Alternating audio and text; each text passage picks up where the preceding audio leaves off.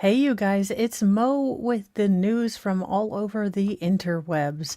Welcome, everyone. I hope you're having a good morning. It looks like it's going to rain today, which will be super fun, but I managed to wake up early or my normal time, but I got the big old pot of onion soup ready for Mr. Mo. So now it's just going to be, stewing all day and then hopefully after Alessi's cross, I'll get a big old bowl of French onion soup with bacon in it, because that's yum.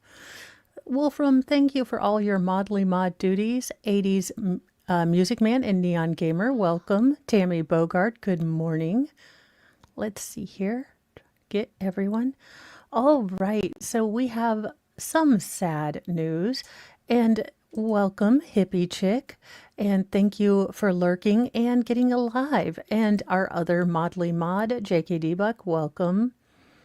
Ooh, yum. It doesn't matter to me. I might be a weirdo, but rainstorm, tidal wave, middle of summer, I love a good pot of soup. It's comforting. Welcome, Pernilla and Penny Williams.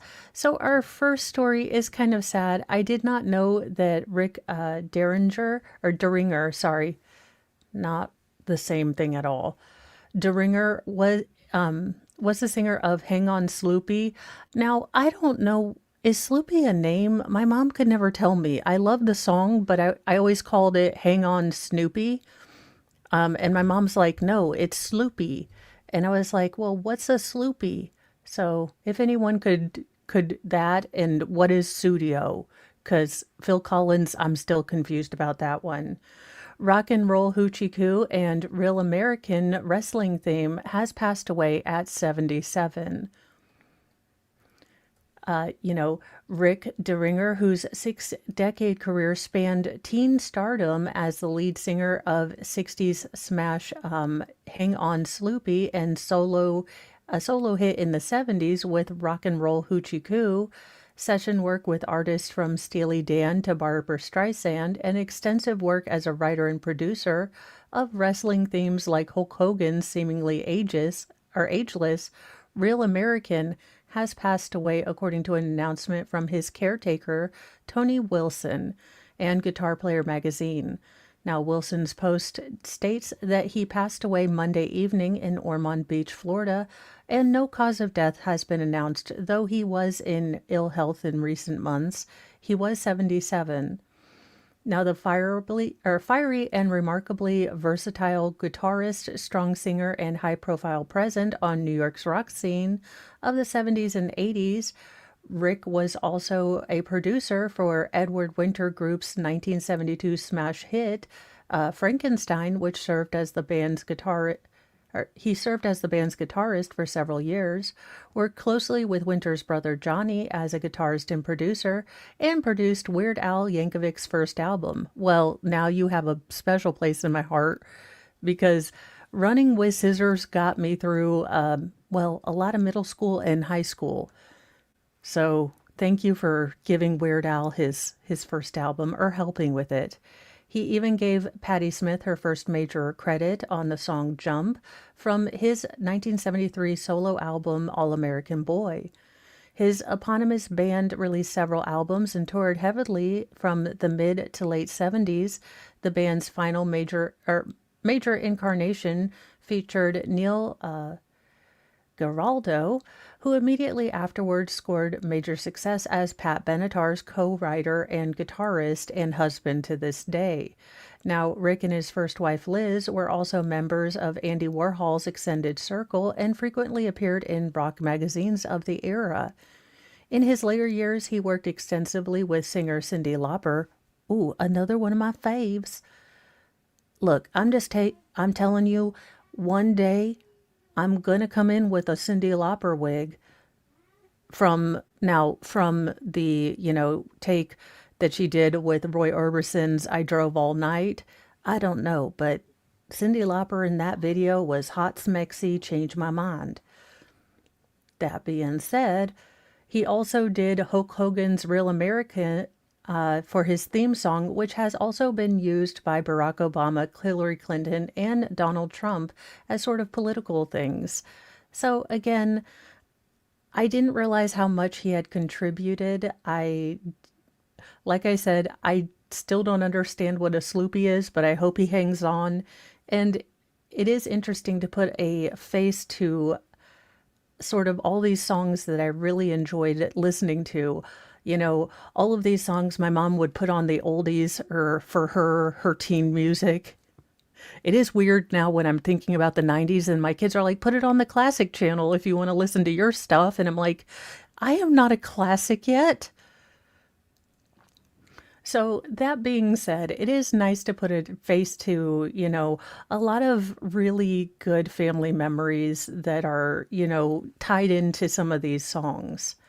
So it really is interesting for me, at least.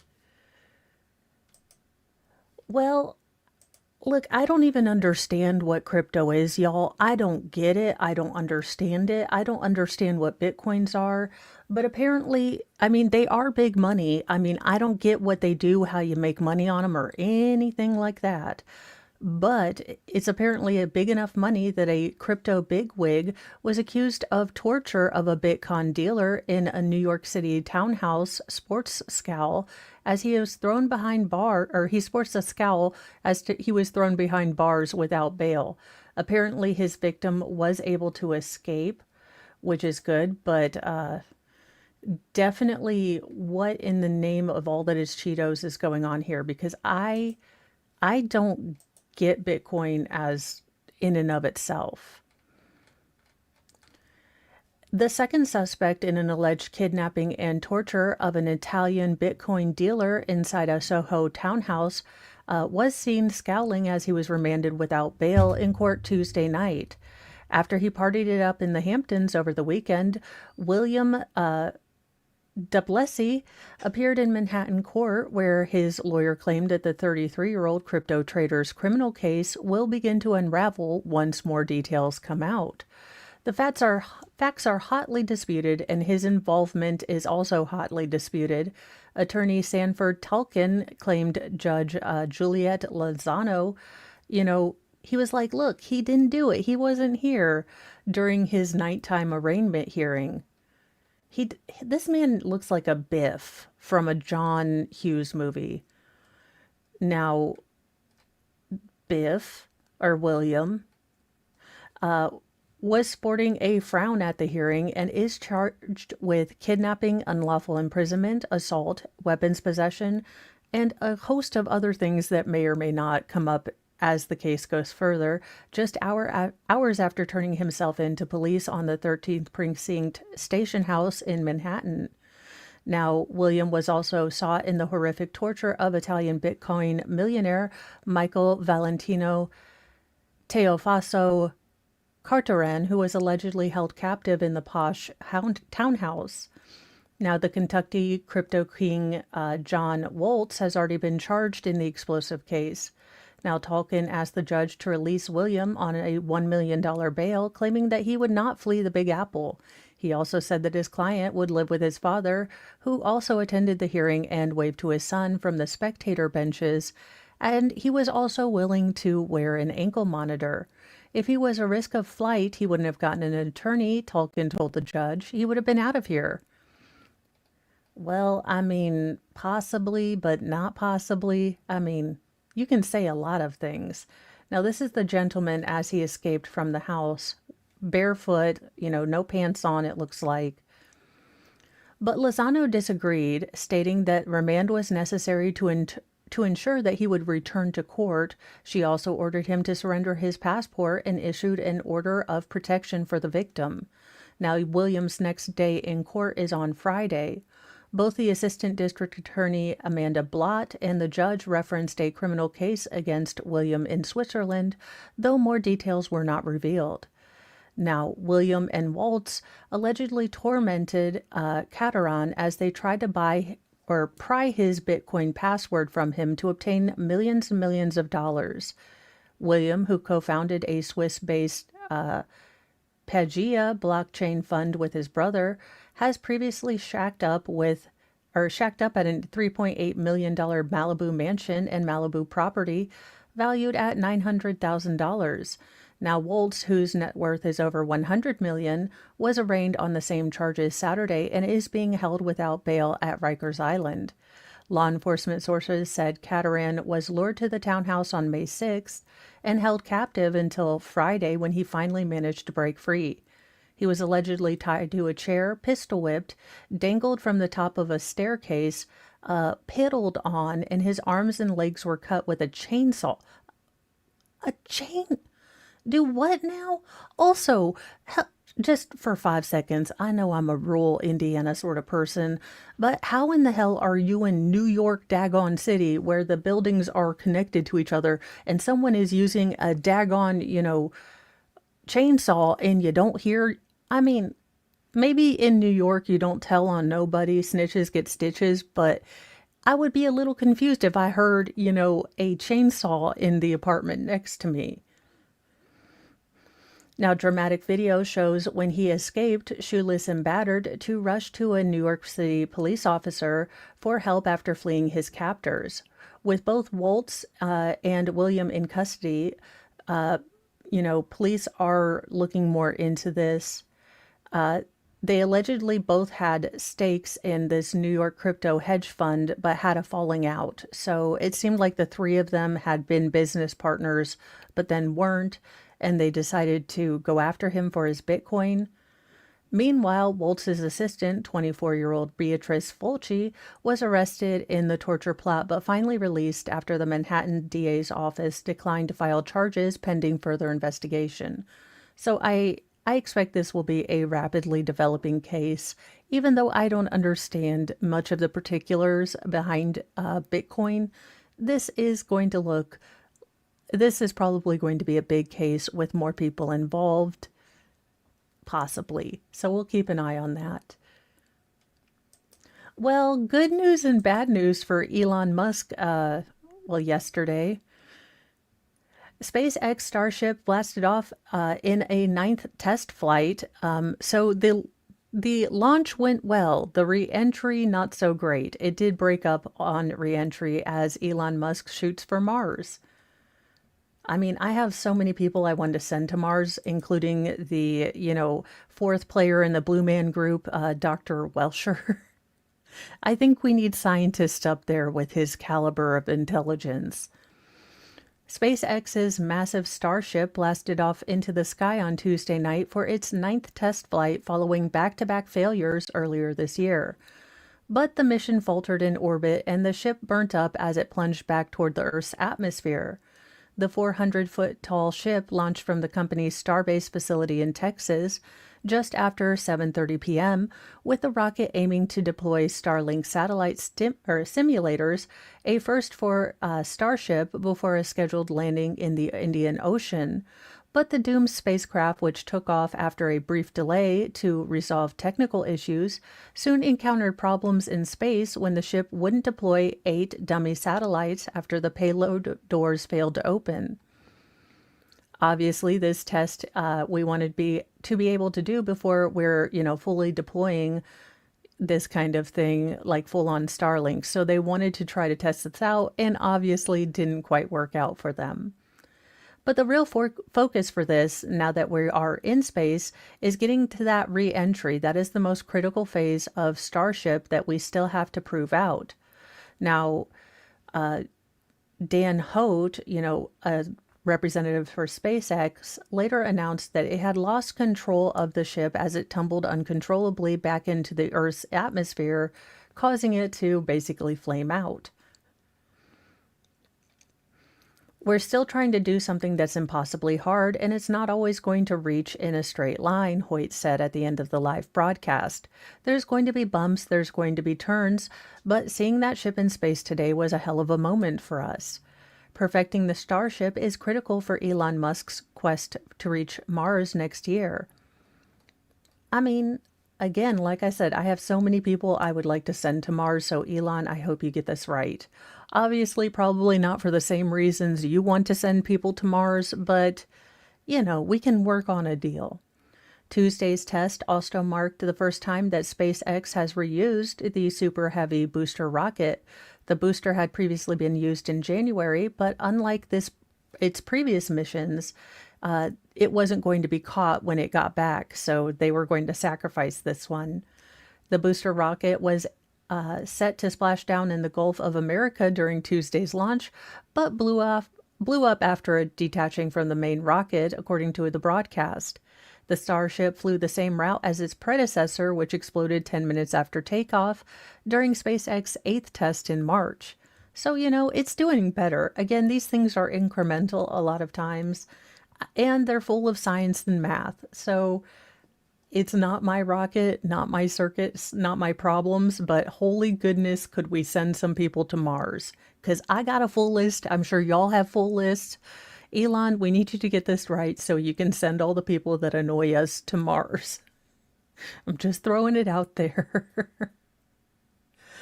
All right, well, this chick has decided to speak out. This absolute cray-cray nutbag has decided to rear her ugly face out and have her therapist explain-orate what happened during the faux kidnapping experience.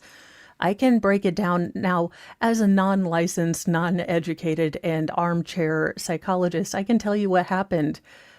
Chick was caught cheating, husband was going to divorce her, had to make herself the center of, well, sympathy. The end. Here's what Sher Pini's therapists think happened during the kidnapping incident. Sher Pini made new claims about her 2016 kidnapping in an explosive 4-part docuseries, Sher Pini Caught in a Lie, streamed on Max. Her therapist believes her. Well, I mean, she is paying you for an hour. I don't believe her, but okay. Now, despite serving time for lying to federal agents about her abduction, California mom Sher Pini now claims she really was kidnapped just by someone else. Well, I mean, whatever personality in your brain, whatever voice you want to say kidnapped you, that's fine. Her longtime therapist says she absolutely believes her, adding a new twist to an already infamous hoax. All right, nope. This chick's going straight to Snake Island. We need, ma'am, do not pass go. Do not take $100 or $200, and you can take your therapist right with you to Snake Island. It's a curse. We've got a rule for the wicked, the cruel, and the worst. If you lie, if you cheat, if your soul's made of bile, you're bound for the fangs and the venom in style. Oh, one-way ticket to Snake Island. Oh, where the conscience, less cowards and gaslighters go. No anchor, no lifeboat, no tearful goodbyes. Just hissing and coming in cold-blooded skies. Back up your friend. Well, I like a good fiction, so let's continue. I mean, I like my Smexy novels, so let's continue with this unmitigated fiction. Now, Pini made national headlines in 2016 after disappearing on her afternoon jog near her home in Redding, California. 22 days later, she just reappeared. Ta-da! Starved, beaten, and branded by 2 alleged masked Hispanic women.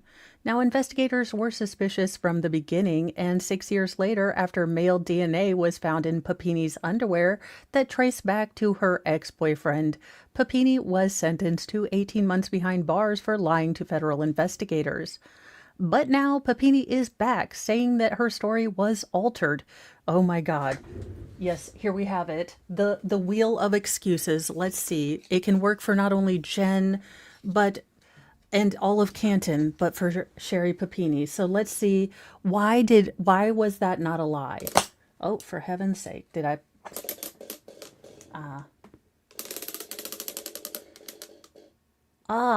The federal agents simply misheard. She misheard, Sher Pini when she, lied. Yeah, I broke it. Well, it's supposed to be on a flat surface and not me holding it by anything. I can't wait for my office to be done. Because I have too many toys that I need, to be able to play with. Yeah, of course, it wasn't altered. It was, all of it. Albuquerque. Did I not say it right? Look, I don't know. That be So she now says that in a four-part investigation discovery docu-series that the 42-year-old divorced mother of two says that ex-boyfriend James Reyes actually carried out the kidnapping rather than helping her stage a fraud as prosecutors allege. So, sure, Jan. The ordeal began as a consensual emotional affair with Reyes that turned into a nightmare after she led him on, Papini claims. A combination of shame and fear that she would lose her children led her to lie about his identity after he released her, she said. After Papini was caught in an earlier emotional affair, her ex-husband, Keith Papini, had her sign a postnuptial agreement that would give him full custody of their children and leave her without assets if she was found out to be involved with another man. Yes, I lied about my ex-boyfriend's identity. No, I did not lie about a fake kidnapping, she told lawmakers. I lied about the man who abducted me to keep him a secret. Everything else I said was true. If you believe that, I have a for-profit charity called Mo's House, where 100% of the profits and donations go exactly to where I say they did. Mo's House. Really? Sure. Reyes, who did not return people's requests for comment, told investigators that Papini starved herself and that he administered various injuries to her body at her direction. He also passed a polygraph when he was interviewed by police in 2020, sorry. However, in the docuseries, Papini also passed a polygraph when she answered no to an examiner who asked her whether she was free to leave during her 22 days with Reyes and whether she asked Reyes to brand her. Again, if you're crazy and you don't believe you did anything wrong, and this is truly the narrative that she has convinced herself of, she's not telling a lie. If this is what she has fully fed herself to justify everything, then in her mind, it is the truth. Now, Papini's longtime therapist, Dr. Stephen Diggs, says that he absolutely believes that she was abducted. To think of this as a conscious hoax concocted by Sherry just doesn't fit the facts that we have here. Now, Diggs is a licensed psychologist and apparently very gullible. Believes that Papini has self-defeating personality disorder. Oh, for the love of crap, is that a real thing? Ma'am, that's every person on a diet that, starts it real strong on Monday and ends it real bad on Friday. That is just what we call human nature, which is not currently recognized in the DSM-5 or anywhere. Now, self-defeating personality disorder is characterized by a pattern of self-sabotaging behavior, generally in relationships, and manifest in those who are passive and eager to please those around them. Stop making stuff up for what we already know happened. That's not a thing. Just because you made up a new series of words to put together, if it's not a recognized medical thing, no. She gets in touch with James so she can have a fleeting moment of getting her needs met, then return to her subservient role with her husband. Oh, okay, this is some ridiculous BS. She was the victim. No, the victim were all the first responders and searchers and everyone who, was looking for this woman, her poor ex-husband who thought she was missing, didn't know what happened, and her children are the victims. So no, ma'am, I don't give two rats rah-rahs, and I don't care what your therapist thinks. But, call me uncaring, call me, an internalized misogynist, but I don't believe all women, and the facts show that this woman is a lying liar who lies. Now, in something that I actually think is positive, as much as I want to make fun of this, I think this is a really good step. Gen Z is signing up for Adulting 101 classes because they can't handle basic life skills. A lot of this stuff involves money. And as much as I want to joke, you're taking adulting classes, good on Gen Z for people that are actually going out and wanting to, wanting, first of all, to accept that they don't know something, humble enough to accept that, and then, go try to get better at something. As much as I want to dog on this, I think this is really good. They can code TikToks in their sleep, but they can't cook rice without a YouTube tutorial.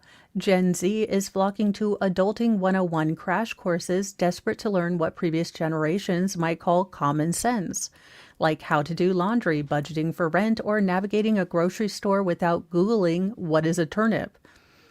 I don't know how to change a tire. I don't have a car at all. I don't know how to sew. I don't know how to do a lot of things other than cooking, admitted Alhine Garcia, a freshman at Canada's Toronto Metropolitan University, on CBC's The Current.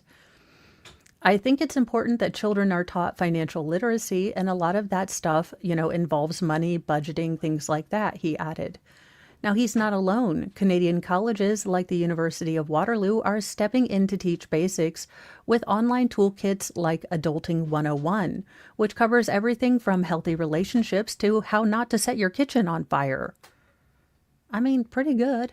Again, if you are willing to learn, willing to be teachable, and want to better yourself, I think this is great. There's a lot of things that are missed in education about when you actually become an adult, echoed Bella Hudson, a third-year TMU student. She told the radio program, I do wish they had classes taught about how to manage yourself and manage your life. What's cooking besides ramen noodle? It's a cultural reckoning. According to Jean Twing, a psychology professor at San Diego State University and the author of Generations, today's 20-somethings are hitting adulthood with empty toolboxes. Kids are growing up less independent. They're less likely to learn how to do adult things as high school students. Then they get to universities and they still don't know, Twang said on The Current. And I think this is a lot of us wanting. So I don't think these parents, I don't think if it comes from a good place. Parents don't want their kids to suffer. They want to do things for their kids. But if you don't allow your kid to learn these skills, to learn how to do laundry, to learn how to cook basic meals, to encourage them to be able to call insurance companies, get quotes, things like that. This is a lot of stuff that should be being taught at home. I think parents these days are doing a genuine disservice to their children if they're not requiring, at least at high school age, to have their children, sit in when they're talking about insurance or, okay, you're going to call the bank. I'll be sitting next to you on speakerphone, but you need to be able to talk to these people and try to get things figured out for yourself. My middle daughter was not happy with me, but now we have a thing. If she's worried about calling someone or making her own appointments, I'll sit with her and we'll have it on speaker, but she has to make that initial call out. And it's going to be different with different kids. My oldest daughter is very independent, very firstborn, kind of wants to do things herself. Although, just because she doesn't think I do see her. I do see all of the things that she does by herself. But then you have my middle daughter who's perfectly content to let me do most of it. And I realized it was a disservice when I asked her to call and make her own appointment one day, and she had no idea how to do that. So, I think every parent can do better to give, their kids more in their toolbox at home. I don't think we should have to rely on, the state to teach this. This is stuff that parents should be doing at home. We send them off to adulthood without other skills. They're not learning how to make decisions on their own, solve problems, anything that challenges them. They're not learning that. Now, Tweng blames helicopter parenting and extended adolescence, made worse by rising numbers of adults living with mom and dad. You're just more likely to be financially dependent on your parents for longer, she noted. Now, stateside students are seeing the same sort of gaps. New York high schools are failing their students not only academically but practically. Zach Linter, a New York City 10th grader, wrote in a post last month. Until the 1960s, New York City high schoolers learned to cook, sew, and clean as part of their standard curriculum. In 2025, they'd be lucky if they knew how to do their own laundry. So again, I don't think it's up to the state to teach this. While I do think that a basic financial literacy class should be in every high school along with a civics class, because if I hear one more again that we're a democracy, I am going to lose my flippin' flapjacks. I mean, every day you say the Pledge of Allegiance to the Republic for which it stands. We are not a democracy. We are a representative republic. So basic financial literacy, yeah, basic life skills, but this should be taught at home. Parents, your kids are going to mess up. If you let them in the kitchen to help you cook, yeah, it's going to be a bigger mess. But if you let go of that, you're teaching them. You are teaching them, that mistakes are okay, that they can be cleaned up, that you can, transition, you can make things happen.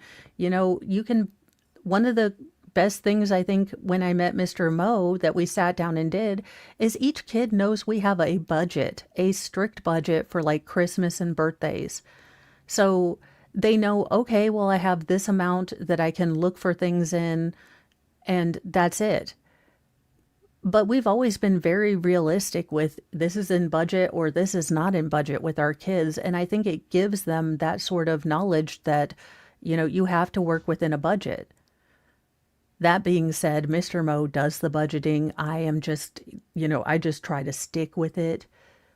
So that being said, I will say that he does the budgeting much better than I do. I just try to keep us on course. So it really is, I think, imperative on those of us who are raising kids to give them a full toolbox, because life isn't going to hold its punches back. I mean, again, I think I see this, my daughter is graduated and is going to college. So I am trying to give her all of the tools that she has, because life is going to kick her in the teeth. And as much as I don't want it to, as much as I pray she never, has any problems in her life, life is going to life. As, as they say in Jurassic Park, life finds a way. So now that I know and I'm comfortable that she has at least a pretty full toolbox and someone that will be there customer service anytime if she needs help, I hope that she has a good way to spread her wings. But we need to start giving kids these tools, these education, and let them know that mistakes aren't bad. Challenges aren't bad. They make you strong. At least they did to me. Well, it's not exactly a dragon, and for this I am sad. But experts have finally solved the mystery of an ancient mummified dragon discovered by a Japanese shogun. So sadly, it's not a dragon. In fact, what it is kind of amazing. Researchers believe they have cracked the mystery of a mummified rainbow dragon that's been sitting in a Japanese treasure house for centuries. The dragon had been stashed at the Shoshin Treasure House in historic Japanese city of Nara, according to Penn News. The remains were reportedly found by Yoshinori Ashikaga in the 15th century, a 15th century shogun in 1429. Now, the legend states that Ashikaga cut a piece of something, a rare and valuable piece of wood, and then found this skeleton. So apparently he was just looking through temple ruins and for some reason decided to pull up some wood and found this mummy here. And thank you, MLS, for becoming a member. We have true crime headlines and the absurd and dark chocolate.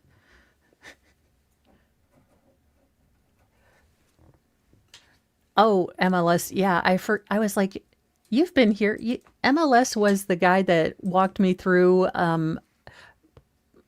how to get on StreamYard. Yes, I was that bad. I did not even know how to work StreamYard. So MLS took time and taught me how, to do this and started all of this. So there you have it. If you wonder why this crazy redhead is on the YouTubes, it's because of MLS, really. Shortly after, a monk from the temple claimed to have seen something in the shape of a small dragon that was dried by the sun. Now, the shogun took a look at the skeleton and preserved it. As you do. I mean, just taxidermy. But was the skeleton a dragon after all? Well, researchers say not quite. A recent published study said that the dragon was actually a female Japanese marten. Now, those are fluffy weasel-like animals native to central and southern Japan. So it wasn't even a bird. It's a little weasel creature. Sadly, I'm going to stick with it being a dinosaur. The two premolars are clearly visible, and the characteristics indicate that it is a species of marlin. So there you go. Using X-ray technology and radiocarbon dating, researchers found that the marten dated back to the 11th or 12th century. The Todaji temple underwent heavy reconstruction around that time, according to Penn News. Now, experts believe that the animal probably entered the building and was trapped before it was mummified. Pictures show that the marten is missing its forelegs, making it resemble more of a dragon-type creature. What happened to its legs? I have so many questions. Legends state that rains would descend upon treasure houses every time the skeleton's repository was opened, and during the study, researchers fought heavy downpours that made traveling from Tokyo to Nara difficult. Miyam Tsurutsu, a conservationist at the Shoshin Treasure House, told Penn News she's certain the skeleton is the same one recorded by the monk. The age determination has significantly increased the possibility that this mummy is the sun-dried dragon-looking object recorded in the document from the Muromachi period. Now, Suru then added, "We do believe it's a good example of how Shoshin has protected not only beautiful items, but also items inside the repository." So there you go. I wouldn't have picked weasel. Now, for the time everyone enjoys, we need to bring Lord Chippy because we have some candidates, let me tell you. They're our skin, they steal our grace. These monsters wear a human face. No gavel, no badge, no throne, no crown can stop Lord Chippy from burning them down. Justice ain't fast, justice ain't clean. It's a long, sharp road through the in-between. So raise your fists and light your flames. Chippy's coming and he don't play games.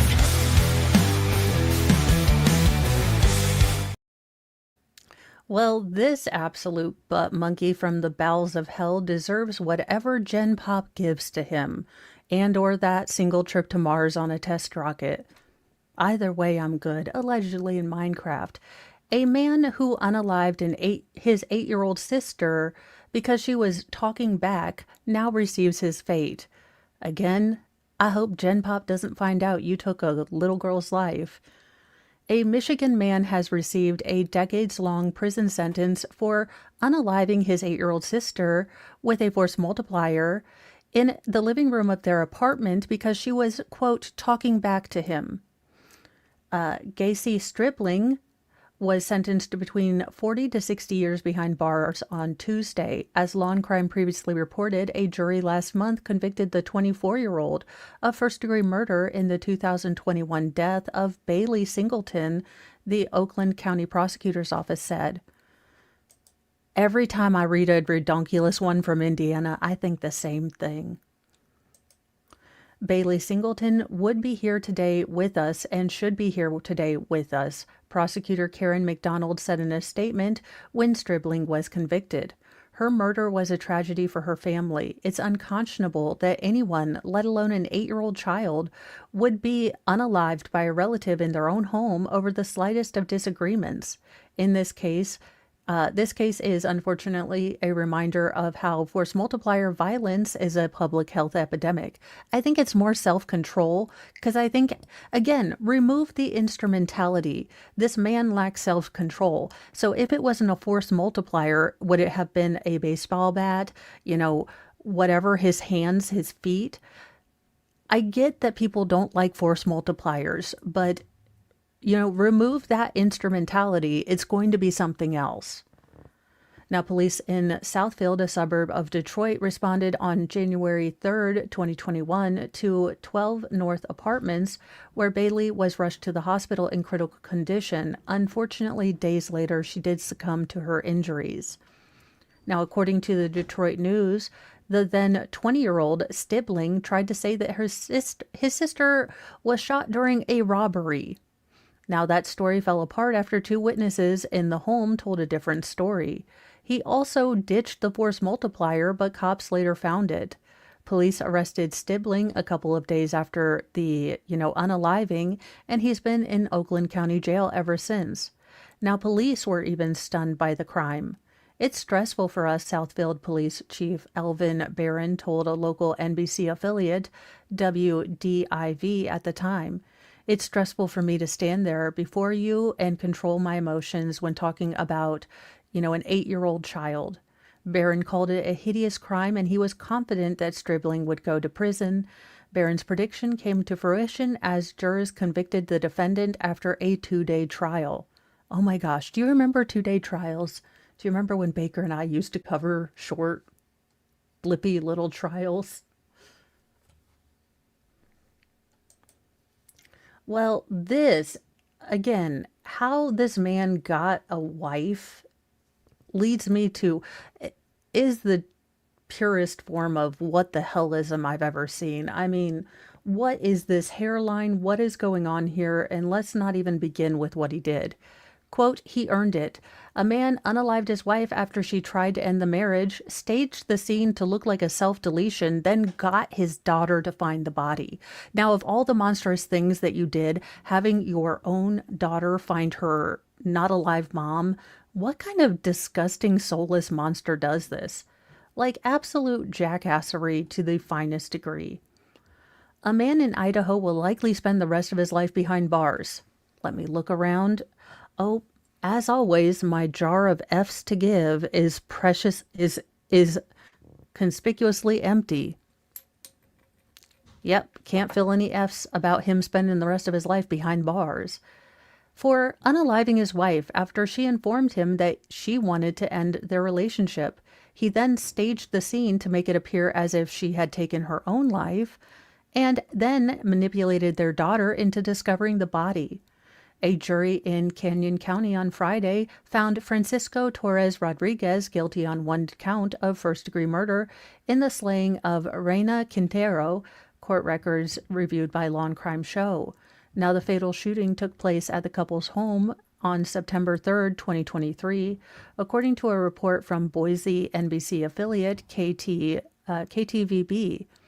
Now, court documents obtained by the station, prosecutors stated that Quintero was at home preparing to go out for the evening with some of her friends when Torres Rodriguez used a force multiplier and put a freedom seed in her head.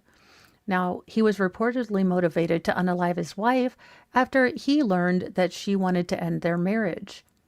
In the immediate aftermath of the shooting, security footage shows, Torres Rodriguez going outside of the home where he exhibited an odd demeanor and smoked a cigarette instead of calling 911 and rendering aid for his wife. He then managed to have his daughter find her body. Now, the daughter's age was not made immediately clear, but this is speculation. But because they didn't release the age, it makes me believe that she was a minor. During the trial, Deputy County Prosecutor Stephanie Morse told jurors that Torres Rodriguez deserved a mandatory life sentence and that the state requires for individuals convicted of first-degree murder. He earned the verdict you're about to deliver when he decided that Reina's life was expendable, Morse said. He earned it when he jammed the force multiplier into her head, and he earned it with his utter disregard for life. In a statement to Boise CBS affiliate KBOI, Canyon County prosecuting attorney Christopher Boyd praised the conviction. I'm so proud of our prosecution team and so thankful for our law enforcement partners at the Cadwell Police Department. DV is a tragic and persistent problem in our community, and many of these unalivings are hidden by the perpetrators, he said. This conviction sends a strong message to potential perpetrators in Canyon County. You will not get away with it. Well, I hope not, but I mean, I've seen some investigations, and I don't know what happened, but okay. In the Walmart rapture final form Jesus is going to come back, and when he does, it's going to be this chick's fault. Also, look, I have a 5 head too, but that's why I wear my bangs down most of the time. This is not the look you want for your mugshot. Why are you confused? Why are you smiling too? I have so many questions. A woman stabbed an 11-year-old girl in the face and neck and then dumped her in a nature preserve, but she was still alive. So at least this absolute butt monkey, this boil on the taint of humanity, didn't win. A Florida woman is behind bars after she allegedly stabbed a 12-year-old girl in the face and neck before she tried to hide the body in a nature preserve, even though the victim was still alive. Gwendolyn Gerard, 35. Ooh, that is a rough 35. I was going to go 45, maybe 47. Ooh, that is a rough 35. Is accused of aggravated battery and CA. Now, deputies with the Charlotte County Sheriff's Office responded on Monday afternoon to the Cecil Webb Wildlife Management Area in Punta Gorda after bystanders found a girl suffering from stab wounds. When deputies arrived, she was weak and in need of immediate medical attention, the agency said in a press release. The victim told deputies that Gerard had attacked her and left her under the bush before driving away in a gold van. Now, cops were able to track the van and Gerard to a location in North Fort Myers and took the woman in for questioning and the vehicle in for processing. Now, detectives interviewed the suspect, who reportedly admitted to, stabbing the girl, and revealed the location of the knife used in the attack. Authorities have not detailed the relationship between Gerard and the victim. A probable cause arrest affidavit was not available as of Tuesday afternoon. In my 33-year career, there are only a handful of times that I've been left speechless, and this is one of those times, Charlotte County Sheriff Bill Prummel said in a statement. To attack a child with a knife, I can't understand it, and it's only by God's grace that she is still with us today. I pray for her as she heals from this horrific incident. Unfortunately, the mental trauma inflicted on her might never heal. No, it's not going to. Might not never heal. Won't. She will be a different person from this day forward than she would have been had this not happened to her. She will now always be guarded and maybe hypervigilant. I hope that she is going to get the best mental health care so she can overcome this, but remnants of this are going to be in her life forever. Forever. Thank goodness it was only 3 for Lord Chippy today, although, there can always be more. Well, who's shocked by this? Who is really shocked?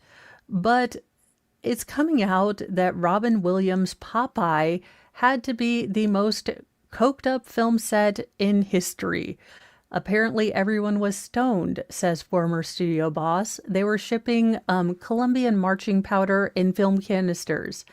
Now, anyone who's actually watched the Popeye movie with Robin Williams and, oh gosh, what is her name? Doggone it, it's escaping me right now, but the chick from The Shining. We were pretty sure, like the Dark Crystal Labyrinth. I don't know who you thought you were fooling, but this was the 80s. You were fooling no one. Shelley Duvall, thank you.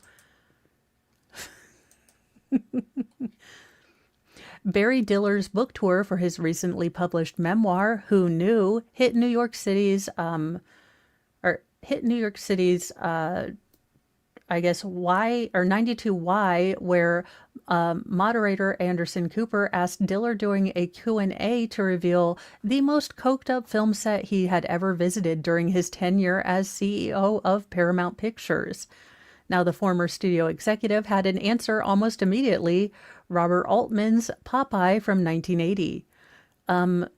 Powdered up film set? Oh, Popeye, Diller answered via Entertainment Weekly.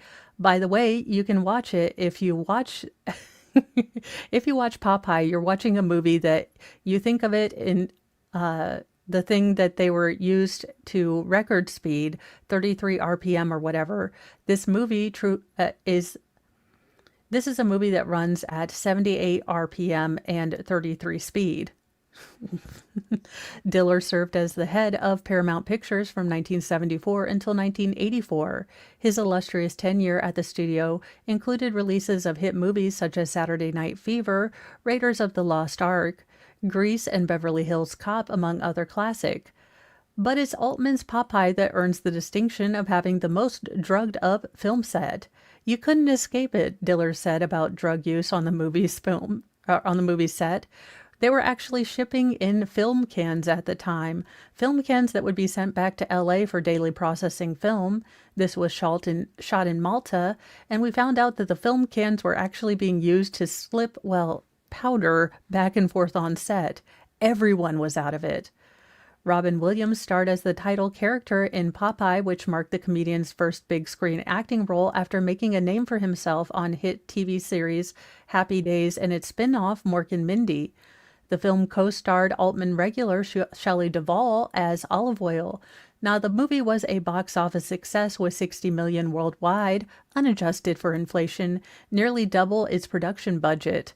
Well, I mean, does that include the powder? Because I think you might have gone way over budget. Variety wrote in its original Popeye review, "It's more than faint praise to say that Popeye is far, far better than it might have been, considering its treacherous challenge that it was presented. But avoiding disaster is not necessarily the same as success. To the eye, Robin Williams is a terrifically transposed into the squinting sailor with bulging arms, but to the ear, his mutterings are not always comprehensible. Well, neither was Popeye's." So there you go. Apparently, we now know which was the most drugged up thing, and oddly enough, it wasn't Dark Crystal or the Labyrinth. It apparently was Popeye. Which is odd. In something heartwarming that just kind of brought a smile to my face, so I thought I would share it with you. Sometimes I cheat and I read ahead. She called off her wedding, then took her honeymoon with a different man instead. We need a palate cleanser because we're about to see a man who wanted to be in the Blue Men Group get mounted by a lessee. So we need to do something good with our souls before we revel in the destruction. Toby Elder couldn't wait to tie the knot with her fiancé on May 9th in Hawaii and then make their dream honeymoon after. The couple had originally planned to get married in Denver, but after receiving a bonus at work, Toby decided to splurge on a destination celebration instead. But just 36 hours before their flight, the relationship unexpectedly fell apart, leaving the Omaha, Nebraska native heartbroken. Still, despite the emotional blow, Toby made the bold decision that she was going to just take the trip on her own. "I had everything pre-booked," she told People exclusively. "At first I thought, I have to cancel some of this. These are things you do as a couple. I figured I'd lose all my money, but everyone was so kind. They just refunded me. They were just so sweet over in Hawaii." On the day of the trip, Toby said she cried through the entire flight, and the flight attendants were so kind to comfort her with snacks and frequent check-ins. It was almost comical, she said. But everything changed the moment she landed, thanks to an unexpected message. "My dad texted me and said, 'Sweetheart, I'm coming. I don't want you to be there alone.'" She recalls of her 68-year-old father, Robert. "He told me I can't get there till Friday, which would have been my wedding day. So I was like, I just have to make it through 2 days alone. I'm fine." Although she couldn't wait to see him, Toby was concerned about her father making the long journey. He has weight issues, diabetes, and just had a toe remove. I told him, Dad, you can't sit on a plane that long. One of the flights is 6 hours. But Robert was undeterred and just said, I'm coming no matter what. And that's the kind of dad we all need sometimes, or the parent or the friend or, your tribe. Screw it. I'll walk through fire for you. We're going to sit in hell together. I love this. I mean, I love this that the dad was like, I'm there, because that's what parents do. Not those evil ones that Lord Chippy visits, but real parents would walk through fire for their kid. And he's not going to let her be alone. And I'm just like, go dad. Also, he just looks so super cute in his little Havana hat. I love him. When he finally arrived at Hawaii on the island of Oahu, Toby went to pick him up at the airport. She couldn't help but laugh as she watched him pace outside the terminal, struggling to spot her. I had the window down and I was yelling, Dad, I'm right here. In that moment, she pulled out her phone and started recording, planning to show him the footage later, but she never got around to it and eventually decided to post the clip on TikTok. When you're heartbroken on what was supposed to be your honeymoon in Hawaii, so your dad flies 2,500 miles to hang out with you, she wrote in the on-screen text part of the TikTok. At the time, she didn't think much of it. She just wanted to show off how cute her dad was, but the video quickly gained traction. Since then, it's been viewed more than 5.5 million times, and she's racked up more than 2,200 comments. You dodged a bullet and won at life, one comment read. Dads like this are the best. Another user wrote. Someone else chimed in, I don't know you, but proud of you going away and happy your dad went with you. Doesn't he? He's just the cutest little guy. I want to interview him and be like, he looks so cute. I mean, in the old people, up way, not like smexy way. I just thought I'd clarify that. So very, very cute story. Love it. Love this dad who was like, I will be there. Is he sitting on whale bones or are those trees? I am a whole lot confused. Or is this Jurassic Park? What the hell is going on here? Anyway, let's go to the next story before I get off kilter. In another good story, because like I said, we're getting ready to watch a red rum in court today. So we need to get our good human points up. And I love this one. As an inside cat, it is hard for me to make friends. And I really have found my tribe here online. So I get how hard it is tonight, because I'm really goofy in person and kind of quiet until you meet me. Then I'll never shut up. But I just love this story. A woman invited strangers to her 29th birthday, then gave her address to 200 of them. Okay, but the mama in me says, why the hell, meet in a public place. Why are you giving people your address? So I'm in parts relieved at the humanity, and the other part of me that watches true crime is like, you gave your address to who? And what? And why?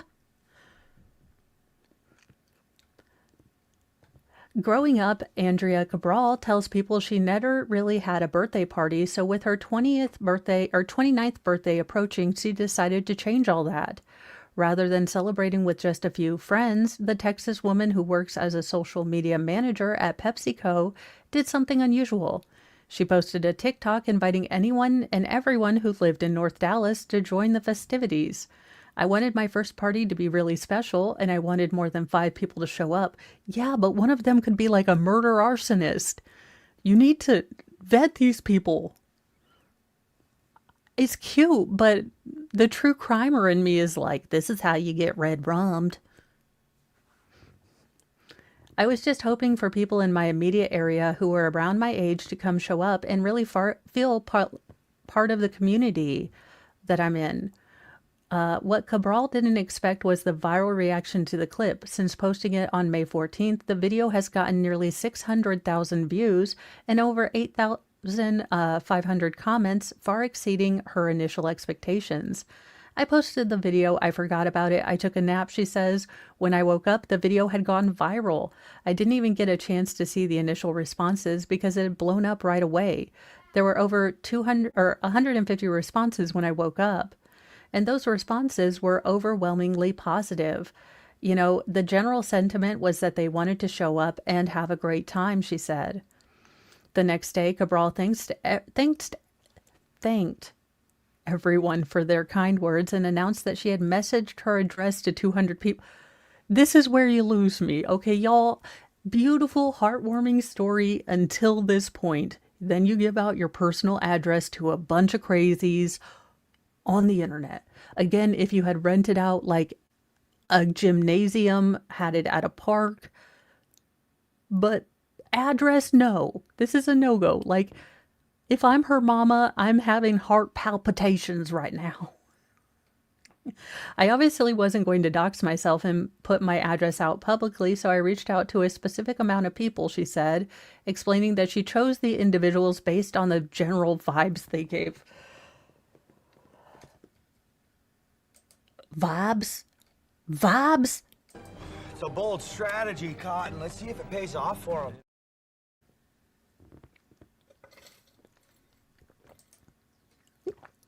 To be fair, Celestial Force, life has kicked me in the left boob one too many times for me to trust, you know, fate will find a way to work out. A vibe?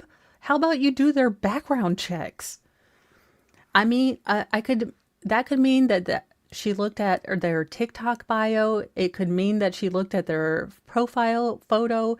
It could mean that their username or comment, you know, was funny to her. If I had a good feeling about them, I was going to invite them.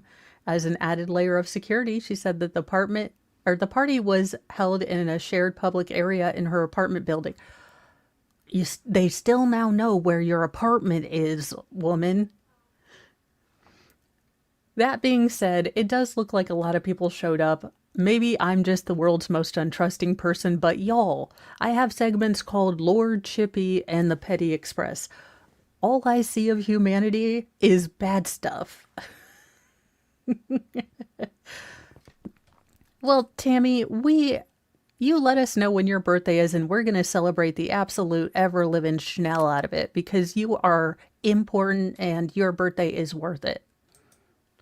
That being said, I'm glad that she had a good birthday. Like I said, just for me personally, this is totally unsafe. And like I said, I was born 47 and an actuary.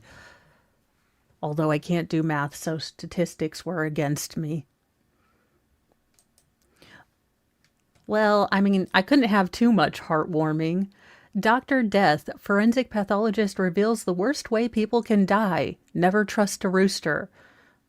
Well, having 6 kids, I never trust a rooster. Roger Bayard, whose colleagues refer to him as Dr. Death, has investigated some of the most traumatic deaths in Australia. He's also investigated some of the strangest. The forensic pathologist told the latest episode of Gary Jublin's I Catch Killer podcast about his baptism of fire into the profession, being called out to investigate the infamous Bodies in Barrels Snowtown murders on his first week on call. If you don't know the Snowtown murders, it's an absolutely insane case that comes from Australia. Basically, a couple of guys decided to go on a predator hunt, and torture these people that they had labeled predators, putting bodies into these barrels, and they'd basically rented out a bank in Snowtown, kind of a fairly deserted town in the Australian outback.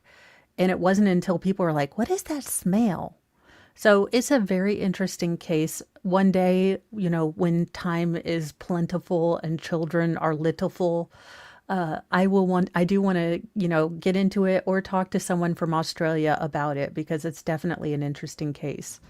I was called by the head of Major Crime one night. I was so green, he explained. I didn't realize that when the head of Major Crime calls you, it's pretty serious. The Snowtown murders were a series of murders committed by John Justin Bunting, Robert Joe Wagner, and James Spridon Vlasics between August 1992 and May 1999 in and around Adelaide. A fourth person, Mark Hayden, was convicted of helping to dispose the bodies. The trial was one of the longest and most publicized in Australian legal history, with Bayard's forensic evidence helping to contribute to the convictions. Now, why are we looking at varicose veins? I have so many questions. But while Snowtown might have been one of the most publicized cases that he's worked on, it wasn't the most bizarre.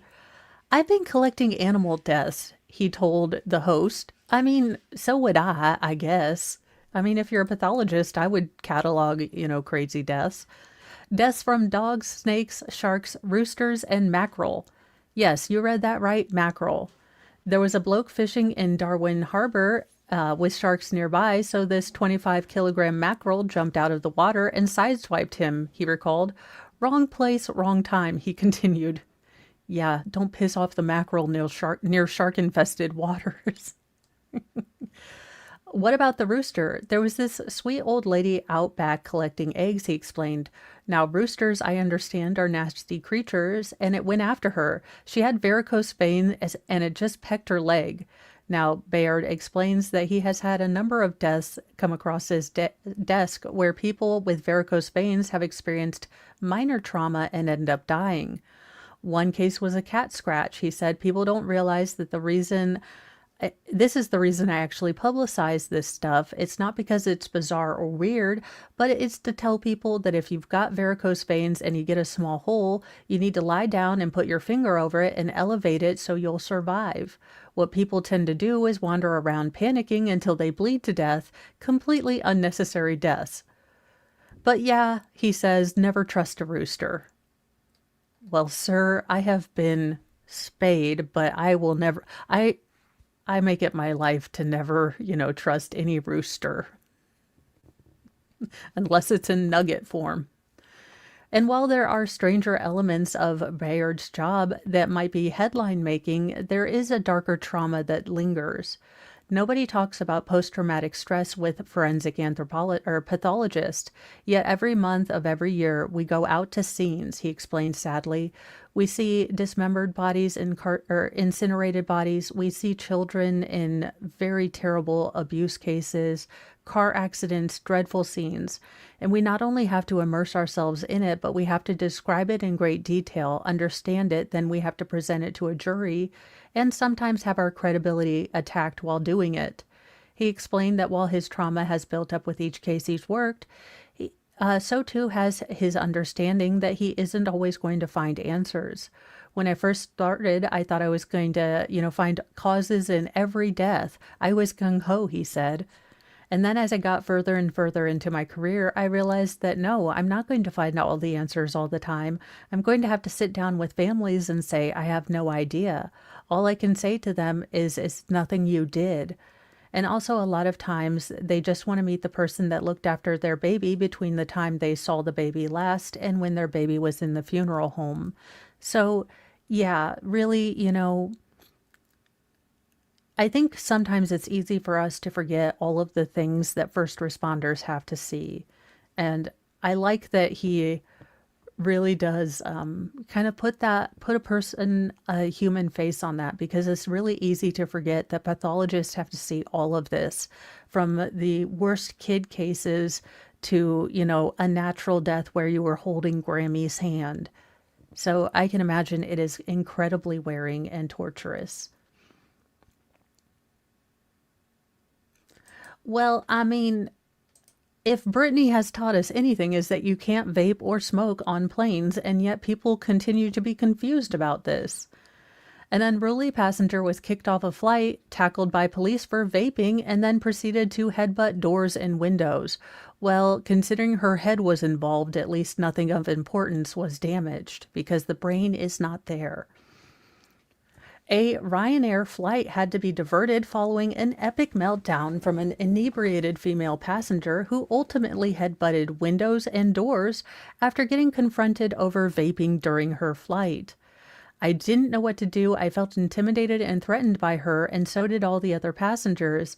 Eyewitness Blair Morgan, 18, told Jam Press of the incident, which happened May 18th, during a flight from Tenerife, Spain to Glasgow, Scotland. Well, that could explain a lot. Morgan, who was returning home from a vacation on the Canary Island, managed to capture the antics with a video that went semi-viral with, well, I guess, is it viral if it's 1.9 million? I'm guessing that's viral. Now, that one shows the entire saga from the woman being confronted by security personnel to getting escorted onto the tarmac and finally attacking windows on the airport bus despite being handcuffed. The kerfuffle kicked off around 10 p.m. when the Hellion was confronted over using an electronic smoking device during the flight on the low-cost European carrier, which reportedly, prompted her to throw a temper tantrum. Being on the plane before she was removed was scary, said Morgan, a Glasgow-based sales assistant. She was harassing everyone and using horrible speech toward them and the staff on board. Have you seen Airplane? I think we can deal with this if we had a line of people to help this woman.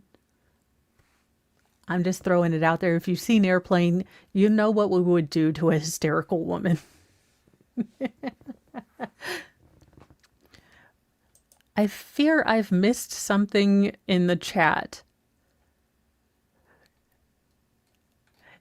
But yes, that would be a great idea. Let me think about it. Sorry, I was on Glasgow and now here. So the situation got so ugly that pilots diverted the flight from Faro, Portugal to Faro, Portugal, and called for police assistance so they could offload the miscreant. Oh, well, and here is a lovely shirtless picture of, okay, I thought it was a chick. What was the name of this person? Blair. Okay, well, so this is Blair. He decided to add a shirtless photo of himself, but he shot this. I just figured he was very proud of his shirtless photo, and I did, since he did us a favor by videotaping crazy, there you are, sir. I'd maybe hit the gym, but look, don't worry about it. You look awesome. Well, in our final story, welcome to your pre-snapped episode. Well, if you're going to cheat, you might want to look at your toothbrush because apparently that too can tell on you. A woman catches husband cheating with the help of electronic toothbrush. A UK woman started to suspect that her husband was cheating after checking the data on her electric toothbrush companion app, noting that they were brushing at odd times during the day. Paul Jones, a private investigator in Britain with over a decade of experience, recently recounted one of his most unusual cases.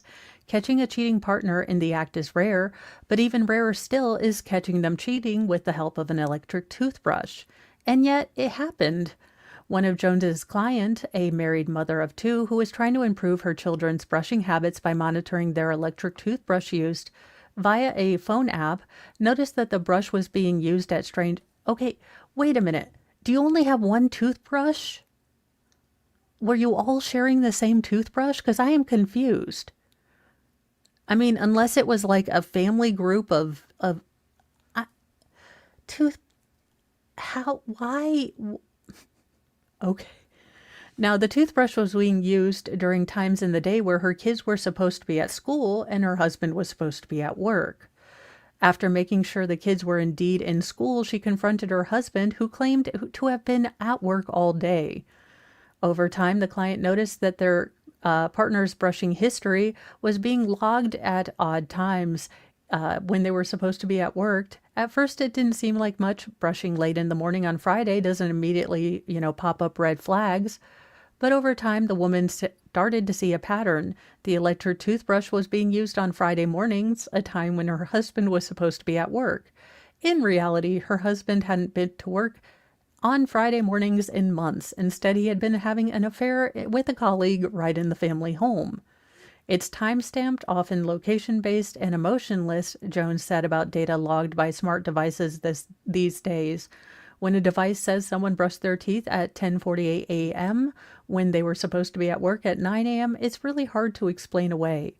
Jones warned cheating partners that smart devices like phone assistants and toothbrushes can hold incriminating information, and no matter how deceitful people think they are, innocent data can get them caught.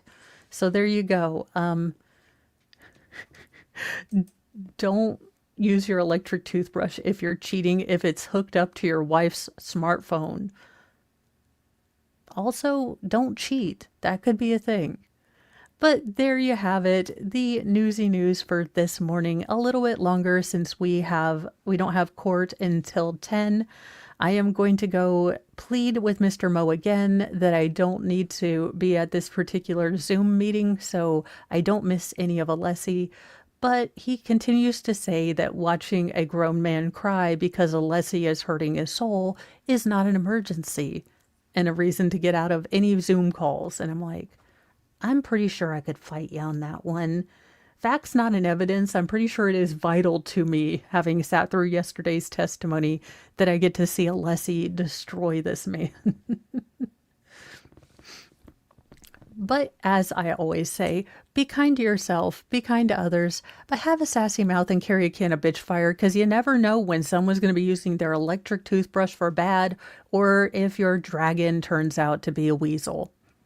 Bye, you guys.